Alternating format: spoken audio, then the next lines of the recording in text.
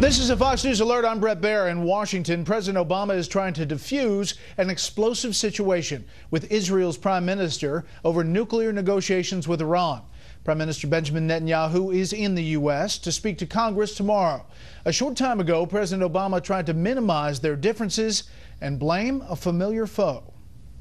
I'm less concerned, frankly, with Prime Minister Netanyahu's commentary than I am with Congress taking actions that might undermine the talks before they're completed. And what I've said to members of Congress, both Democrats and Republicans, is there will be plenty of time for us to reapply sanctions, strengthen sanctions, to take a whole range of other measures if, in fact, we do not have a deal. But what we should not do is prejudge the deal and initiate sanctions that might allow Iran to walk away. Netanyahu says he does not intend to disrespect President Obama, and while he adds his country's relationship with the U.S. should never be politicized, his speech about the dangers of compromise with Iran has further polarized an already divided American capital. We have Fox team coverage tonight. Ed Henry's at the White House with the politics of this trip. But we begin with Chief Washington correspondent James Rosen and Netanyahu's opening salvo earlier today. Good evening, James. Brett, good evening. Prime Minister Netanyahu said that his address to the joint meeting of Congress, as yet undelivered, is already being misperceived. That his main objective is to use the voice he commands as the head of the Jewish state on behalf of a people whose voice throughout history has too often been silenced. Greeted with a standing ovation by the American-Israeli Public Affairs Committee, or AIPAC, the powerful pro-Israel lobby group, Israeli Prime Minister Benjamin Netanyahu depicted Iran sponsoring, training, and arming terrorists on 5 continents, and he sketched out obliquely how a nuclear-armed Iran would reshape the Middle East. No one makes alliances with the weak. You seek out those who have strength, those who have resolve, those who have determination to fight for themselves.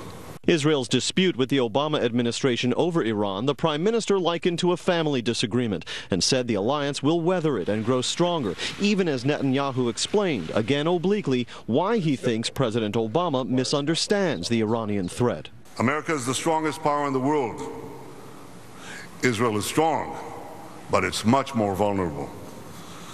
American leaders worry about the security of their country. Israeli leaders worry about the survival of their country.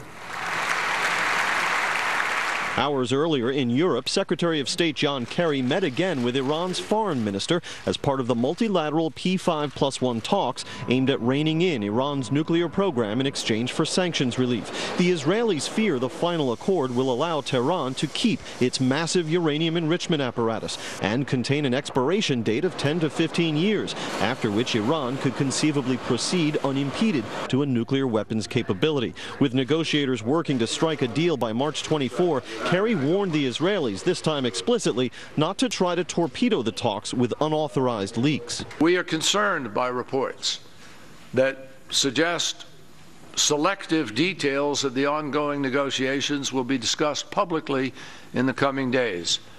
I want to say clearly that doing so would make it more difficult to reach the goal that Israel and others say they share in order to get a good deal.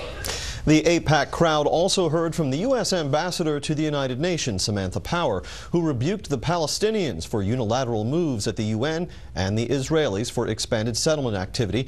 Minutes later, Netanyahu vowed to keep Jerusalem as the eternal, undivided capital of the Jewish state. Brett. Interesting tomorrow, James. Thank you.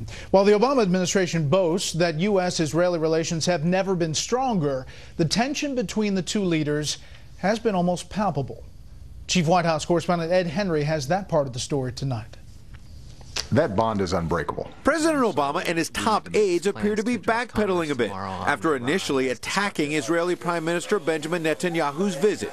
I don't think it's permanently destructive. I think that it is a distraction from what should be our focus. While top officials are still offering tough words for Netanyahu, they're trying to turn down the temperature. The Prime Minister of Israel is welcome to speak in the United States. We are not, we don't want to see this turned into some great political football. Except the president's national security advisor, Susan Rice, earlier appeared to be doing just that, slamming Speaker John Boehner's invitation to the Prime Minister. On both sides, there has now been injected a degree of partisanship, which is not only unfortunate, I think it's destructive of the fabric of the relationship. Republican John McCain revealed today that unnamed leaders of Arab states have told him they'll start a nuclear arms race in the Mideast if the president is determined to sign a nuclear deal with Iran as a legacy item. Every country in the region is going to go nuclear if we sign this deal that would apparently that he is desperate to get done. With Iran? With Iran. But listen, I have heard from Middle Eastern leaders direct that they will go nuclear. McCain charged Rice and others reacted in hysterical fashion to Netanyahu's visit because they're concerned he'll pick apart vulnerabilities in the emerging deal with Iran.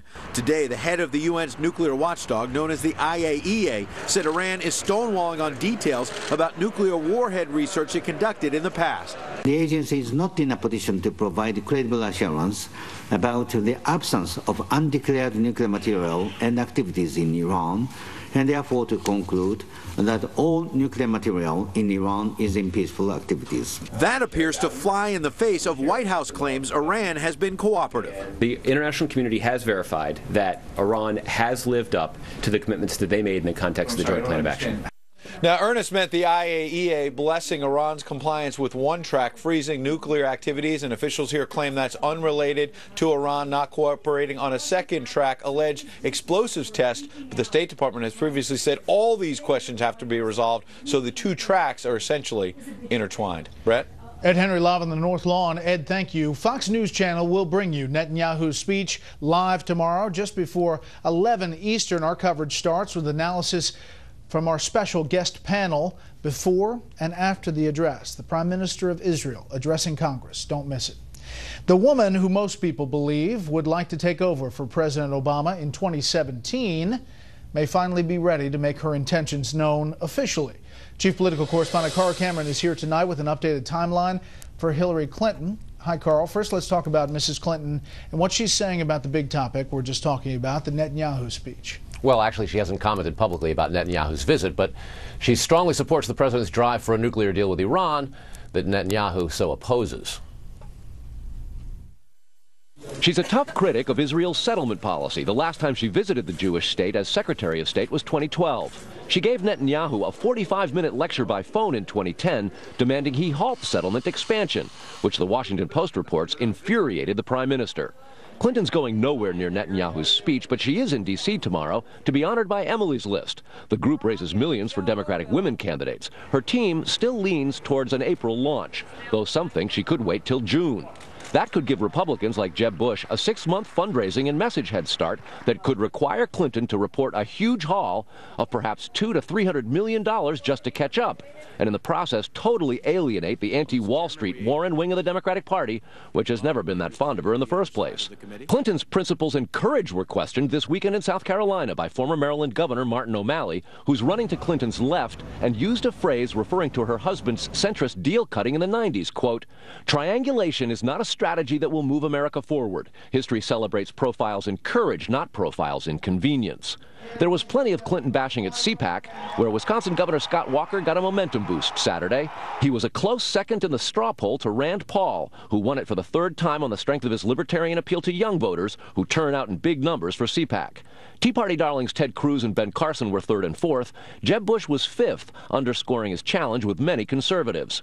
After a month on the trail, New Jersey Governor Chris Christie got little positive buzz out of CPAC and was way behind in the straw poll. One thing was pretty clear. Walker's hot, in part because his last name is not Bush, and he no longer supports giving undocumented immigrants a path to legal status. Walker admitted on Fox News Sunday he was for it before he was against it. You said you supported it, and my view has changed. I'm flat out saying it. Candidates can say that. Sometimes they don't. I'm saying So you've changed from 2013? Absolutely. Several candidates also attended the Fiscally Conservative Club for Growth conference in Florida, promoting Reagan-era pro-growth policies to cut government taxes and spending. Instead of abandoning supply-side economics, Why don't we actually try to implement them for once? Bush said supply-side economics has worked in the past, but unlike many of his potential rivals, the former Florida governor refuses to sign no new taxes pledges, something his father was infamous for breaking back in the 90s, Brett. Carl, thank you. Let's head to the markets. The Dow gained 156 today for a record close. The S&P 500 was up 13, also a record close. The Nasdaq finished ahead 45 to close above 5,000 for the first time since the peak of the dot-com bubble in 2000. Up next, Iraqi forces launch a surprise attack against ISIS. First, here's what some of our Fox affiliates around the country are covering tonight. Fox 47 in Madison, Wisconsin, where lawmakers are debating right-to-work legislation. Wisconsin is seeking to join 24 states that have passed bills prohibiting businesses and unions from requiring all workers to pay union dues. A full assembly vote is expected Thursday. Fox 5 in New York with a guilty verdict for a woman accused of fatally poisoning her son. Lacey Spears was convicted of second-degree murder. Prosecutors say she force-fed her 5-year-old son heavy concentrations of sodium through his stomach tube. And this is a live look at Dallas from our affiliate out there, Fox 4. The big story there tonight, one of 2 Dallas nurses who beat the Ebola virus is suing the hospital where she worked. Nina Pham is seeking unspecified damages for physical pain, mental anguish, medical expenses, and a loss of future earnings. The patient she was caring for, Thomas Eric Duncan, died of Ebola. That's tonight's live look outside the Beltway from Special Report. We'll be right back.